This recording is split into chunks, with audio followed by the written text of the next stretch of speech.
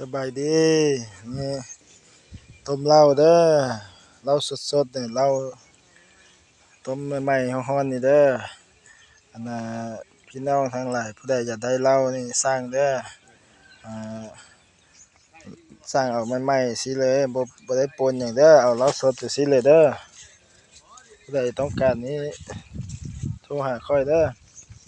ขายเหล้าสดๆเลยต้มฮ้อนๆสดๆเลยเด้อผู้ใดสนใจอยากกินได้ในจักลิกก็สั่งมานี่ เดี๋ยวนี้ได้ใกล้สิเต็มตุกแล้วนี่นะสิเต็มตุกแล้วเด้อนี่นะเราฮ้อนๆเด้อเราอย่างฮ้อนๆเด้อผู้ใดสนใจแล้วโทรหาเด้ออันน่ะเบอร์โทรเป็นห้า550181137เด้อผู้ใดอยากต้องการลิตรหนึ่ง2 ลิตรก็ได้เด้ออยากได้10 ลิตรก็ได้เด้อ20 ลิตรก็ได้เด้อเอาได้เท่านี้ก่อนนะโอเคเดี๋ยว หัวหน้าได้หลายๆกว่านี้สิโทรสิสร้างอีก